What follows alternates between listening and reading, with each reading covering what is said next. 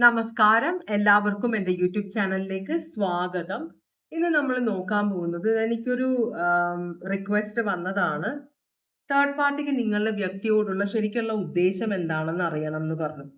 അപ്പൊ അതാണ് ഞാൻ നോക്കാൻ പോകുന്നത്. ജനറൽ റീഡിംഗ് ആണ്, എല്ലാവർക്കും റെസനേറ്റ് ചെയ്യില്ല. പേഴ്സണൽ റീഡിംഗ് വേണമെന്നുള്ളവർക്ക് വാട്സ്ആപ്പ് നമ്പർ ഡിസ്ക്രിപ്ഷൻ ബോക്സിൽ ഇട്ടിട്ടുണ്ട്.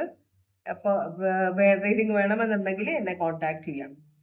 ഓം നമഃ ശിവായ, ഓം നമഃ ശിവായ, ഓം നമഃ ശിവായ, ഓം നമഃ ശിവായ, ഓം നമഃ ശിവായ, ഓം നമഃ ശിവായ, ഓം നമഃ ശിവായ, ഓം നമഃ ശിവായ, ഓം നമഃ ശിവായ. ഭഗവാനെ, ഈ തേർഡ് പാർട്ടി റീഡിങ്സ് കുറച്ച് വേദന ഉണ്ടാക്കുന്ന റീഡിങ്സ് ആണ്. പക്ഷെ മിക്കവർക്കും റീഡിങ് കേട്ടാ കൊള്ളാമെന്നുണ്ട്. എന്താന്ന് വെച്ചാല് അറിയാം എന്താണ് നടക്കുന്നതെന്ന് അറിയാം എന്നൊരു ആഗ്രഹം.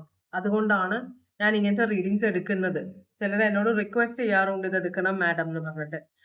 ഭഗവാനെ, ഓം നമഃ ശിവായ, ഓം നമഃ ശിവായ, ഓം നമഃ ശിവായ, ഓം നമഃ ശിവായ, ഓം നമഃ ശിവായ, ഓം നമഃ ശിവായ, ഓം നമഃ ശിവായ. ഓക്കെ, ഇവിടെ നമുക്ക് 2 കാർഡുകളാണ് വന്നിട്ടുള്ളത്. ഒന്നാമത്തെ കാർഡ് പറയുന്നത് നിങ്ങളുടെ ഇൻറ്റ്യൂഷൻ, നിങ്ങളുടെ ചില സമയത്ത് നമുക്ക് മെസ്സേജ് വരും, ഈ കാണുന്നത് തെറ്റാണ്, ഇവിടെ എന്തോ പ്രശ്നമുണ്ട്. പക്ഷെ നമ്മൾ അത് കണ്ണടച്ചിരുട്ടാക്കും. അങ്ങനെയൊന്നുമില്ല, എന്റെ തോന്നലാണ് എന്ന് പറയും. അത് പാടില്ല. നിങ്ങളുടെ ഇൻറ്റ്യൂഷൻ, നിങ്ങളുടെ മനസ്സ് എന്താണ് പറയുന്നത് അത് നിങ്ങൾ ശ്രദ്ധിക്കണം എന്ന് പറയുന്നുണ്ട്. രണ്ടാമത്തെ കാർഡ് പറയുന്നത് നിങ്ങൾ വിചാരിക്കുന്ന കാര്യം നടക്കണം എന്നുണ്ടെങ്കിൽ നിങ്ങൾ ഒറ്റയ്ക്ക് വിചാരിച്ചാലേ നടക്കില്ല. ദൈവത്തിനോട് പ്രാർത്ഥിക്കണം ആത്മാർത്ഥമായിട്ട്, വിശ്വാസത്തോടെ, എന്നാലേ കാര്യം നടക്കുകയുള്ളൂ എന്ന് പറയുന്നുണ്ട്. ഓൾറൈറ്റ്, തേർഡ് പാർട്ടിക്ക് നിങ്ങളുടെ വ്യക്തിയോടുള്ള ഉദ്ദേശം എന്താണ്, അതാണ് നമ്മൾ നോക്കുന്നത്. നമുക്ക് ആദ്യം തേർഡ് പാർട്ടിയുടെ എനർജിയാണ് അറിയേണ്ടത്. ഭഗവാനെ, ഓം നമഃ ശിവായ, ഓം നമഃ ശിവായ, ഓം നമഃ ശിവായ, ഓം നമഃ ശിവായ, ഓം നമഃ ശിവായ. ഓക്കെ, തേർഡ് പാർട്ടിയുടെ എനർജി എന്താണ്?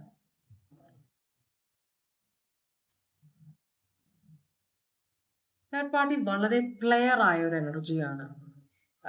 ചിലപ്പോൾ വിവാഹം കഴിക്കാത്ത ഒരു എനർജി ആയിരിക്കും, ചിലപ്പോൾ വിവാഹം കഴിച്ചാലും സിംഗിൾ ആയിട്ട് ജീവിക്കുന്ന ഒരു എനർജിയാണ്. കണ്ടാൽ അത്രയും നല്ല പ്രായമുള്ള ആളാണെങ്കിലും, ഡിവോഴ്സ്ഡ് ആണെങ്കിലും, ഭർത്താവ് മരിച്ച ഭാര്യ മരിച്ച ആരെങ്കിലും ആണെങ്കിലും ഈ വ്യക്തി കണ്ടാൽ അധികം പ്രായം തോന്നില്ല. ഒറ്റയ്ക്ക് ജീവിക്കാൻ ആഗ്രഹിക്കുന്നത് വെച്ചാല് ഇങ്ങനെ ഒരു എന്താ പറയാ, വളരെ ഉഴപ്പായിട്ട് ജീവിക്കാൻ ആഗ്രഹിക്കുന്ന ഒരാളാണ് തേർഡ് പാർട്ടി എന്നാണ് പറയുന്നത്. ഇത് ഏറീസ്, ലിയോ, സാജിറ്റേറിയസ് ആണ്. വളരെ അഡ്വെഞ്ചർ എന്ന് വെച്ചാല് എവിടെയും ചാടി ഇറങ്ങി പുറപ്പെട്ടു പോകാൻ മടിയില്ലാത്ത, ആരുടെയും ജീവിതം നശിപ്പിക്കാൻ മടിയില്ലാത്ത എനർജിയാണ് തേർഡ് പാർട്ടി. എന്ന് വെച്ചാൽ മുൻപിൻ നോട്ടമൊന്നുമില്ല, എന്റെ ഹാപ്പിനെസ്. അപ്പോ അവരുടെ വീട്ടുകാര് അയ്യോ സങ്കടപ്പെട്ട്, അതൊന്നും എന്നെ ബാധിക്കുന്നല്ല. അവരുടെ വീട്ടുകാരോട് അവരെ ഹാപ്പി അല്ലാത്തത് കൊണ്ടാണല്ലോ എൻ്റെ അടുത്ത് വരുന്നത് എന്നാണ് തേർഡ് പാർട്ടി വിശ്വസിക്കുന്നത്. തേർഡ് പാർട്ടി വളരെ സെൽഫിഷ് ആയ ഒരു എനർജിയാണ് കേട്ടോ.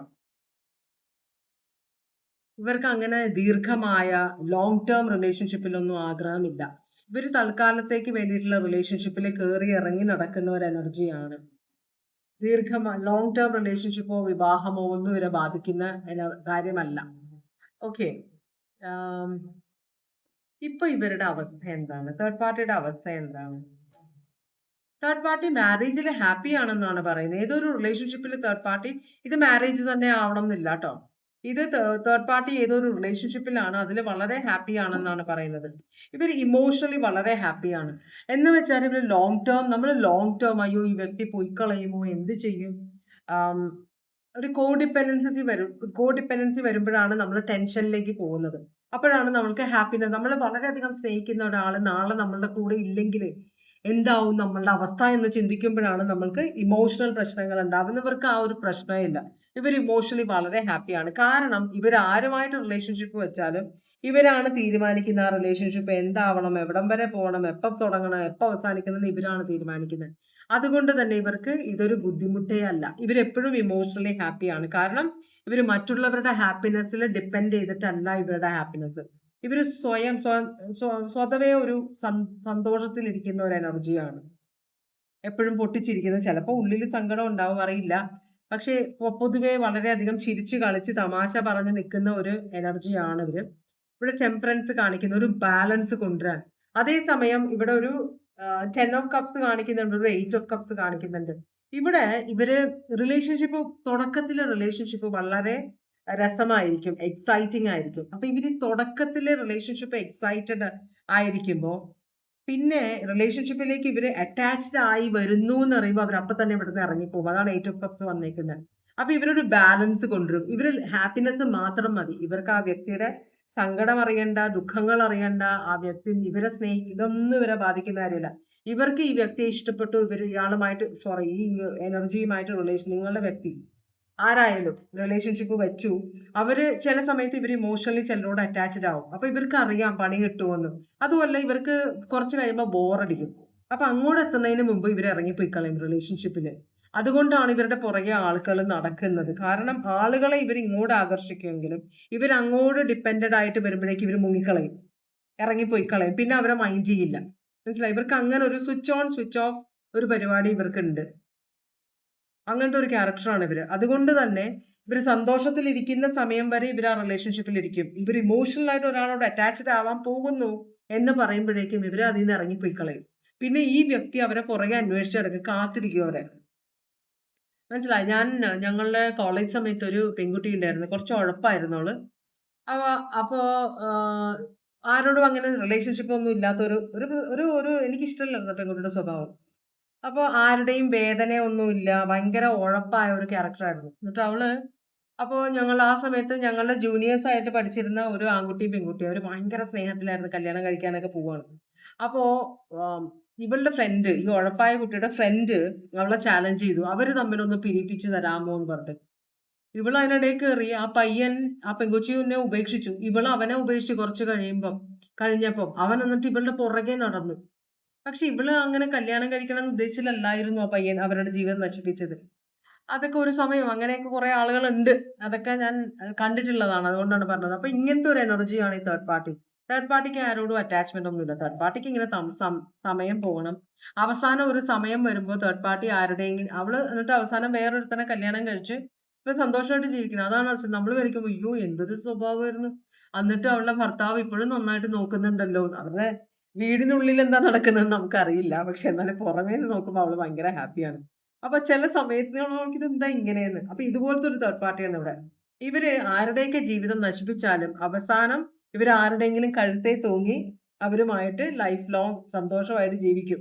അങ്ങനത്തെ ഒരു എനർജിയാണ്. അപ്പൊ നിങ്ങളുടെ വ്യക്തിയുടെ ജീവിതത്തിൽ വന്നിരിക്കുന്നത് വെറുതെ നിങ്ങളുടെ സ്വൈര്യം കെടുത്താനോ, നിങ്ങളുടെ ഫ്രണ്ട് ആവാനോ ഒരു ചാൻസ് ഉണ്ട്. എന്തോ ഒരു പരിചയത്തിലുള്ള ഒരാളാണ്, നിങ്ങളോട് എന്തോ ഒരു വൈരാഗ്യമുള്ള ഒരു എനർജി ആണെന്നാണ് തോന്നുന്നത്. എന്തായാലും ഈ വ്യക്തി വളരെ സ്മാർട്ടായിട്ട് റിലേഷൻഷിപ്പിൽ കയറി ഇറങ്ങി നടക്കുന്ന ഒരു എനർജി ആണ് എന്നാണ് പറയുന്നത്. ഒരു റിലേഷൻഷിപ്പിലും ട്രാപ്ഡ് ആയി നിൽക്കാൻ ആഗ്രഹിക്കാത്ത ഒരു എനർജി.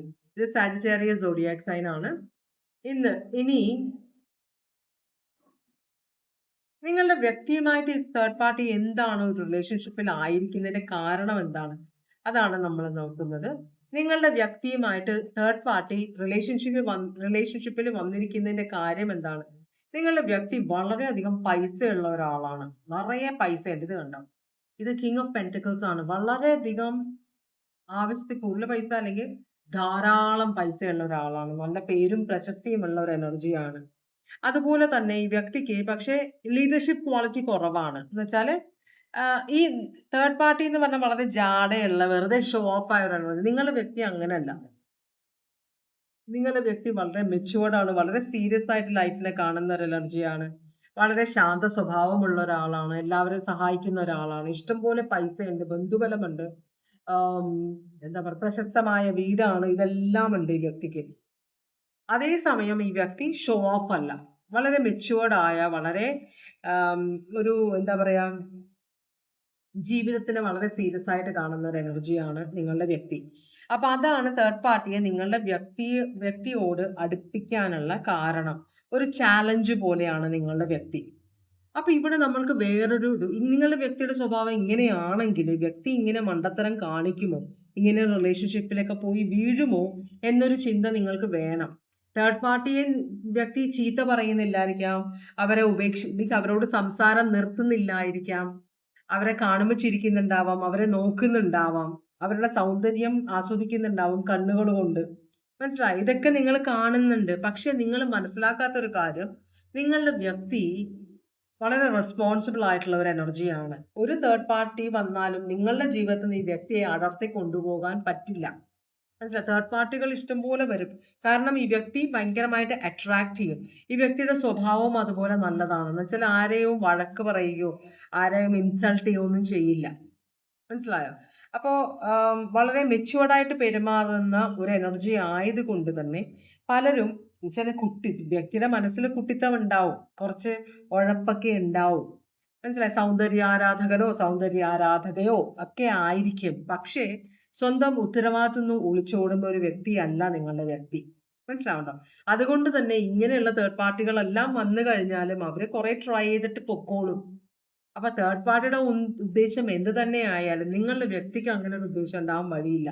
കാരണം വ്യക്തി ഭയങ്കര സ്ട്രോങ് ആയിട്ടുള്ള ഒരു വ്യക്തിയാണ്.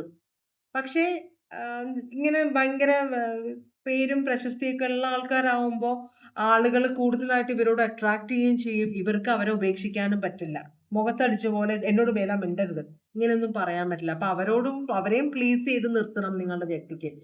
അത്രേ ഉള്ളൂ എന്നാണ് ഇവിടെ കാണിക്കുന്നത് കേട്ടോ. ഇവിടെ കൂടുതലും വന്നിരിക്കുന്നത് ഇവിടെ ഏരീസ് ലിയോ സാജിറ്റേറിയസ്, ഇവിടെ Sagittarius Aries Leo Sagittarius, cancer Pisces Scorpio. Emotions, third പാർട്ടിയുടെ ഇമോഷൻസ് ആണ് ഹേർട്ട് ആവുന്നത്. അപ്പോ നിങ്ങളുടെ വ്യക്തി ടോറസ് വെർഗോ കാപ്രിക്കോൺ ആണ്. മനസ്സിലായോ? എർത്ത് സൈൻസ് പൊതുവെ വളരെ സ്റ്റേബിൾ ആയ ആളുകളാണ്. അവര് ഉഴപ്പിയാൽ തന്നെ അവർക്കറിയാം അവരൊരു വര വരച്ചിട്ടുണ്ട്, അതിനപ്പുറത്തേക്ക് അവർ പോവില്ല. അങ്ങനത്തെ ആളുകളാണ് എർത്ത് സയൻസ്. അപ്പോ എന്തൊക്കെ ഉഴപ്പുണ്ടെങ്കിൽ തന്നെ ഇവർക്കറിയാം എന്താണ് ശരി, എന്താണ് തെറ്റ്, എന്താണ് എന്റെ ഉത്തരവാദിത്വം എന്നത് നല്ല ബോധമുള്ള ആളുകളാണ്. അപ്പൊ അവരങ്ങനെ തേർഡ് പാർട്ടിയുടെ പുറകെ പോകുകയോ നിങ്ങളെ ഉപേക്ഷിക്കുകയോ അങ്ങനെയൊന്നും ചെയ്യില്ല കേട്ടോ. അതാണ് ഈ റീഡിംഗ് ഇന്ന് കണ്ടത്. തേർഡ് പാർട്ടിയുടെ ഉദ്ദേശം എന്തും ആയിക്കോട്ടെ. തേർഡ് പാർട്ടി ഭയങ്കര ഉഴപ്പാണ് ഇവിടെ കാണിക്കുന്ന തേർഡ് പാർട്ടി. പക്ഷെ നിങ്ങൾ പേടിക്കണ്ട, ഇവർക്ക് നിങ്ങളുടെ റിലേഷൻഷിപ്പിൽ ഒന്നും ചെയ്യാൻ പറ്റില്ല കേട്ടോ. അപ്പൊ ഇതാണ് ഇന്നത്തെ റീഡിംഗ്. ഇതുവരെ എന്റെ റീഡിംഗ് കണ്ടുകൊണ്ടിരുന്ന എല്ലാവർക്കും വളരെയധികം നന്ദി. എല്ലാവർക്കും ഭഗവാൻ സന്തോഷവും സമാധാനവും സംതൃപ്തിയും സമൃദ്ധിയും ആയുരാരോഗ്യ സൗഖ്യവും അനുഗ്രഹിച്ചു തരാൻ ഇടയാകട്ടെ എന്ന് ആശംസിക്കുന്നു. വീണ്ടും ഒരു റീഡിംഗുമായിട്ട് വരാം. എല്ലാവരും സേഫ് ആയിട്ടിരിക്കുക. Take care. Bye bye.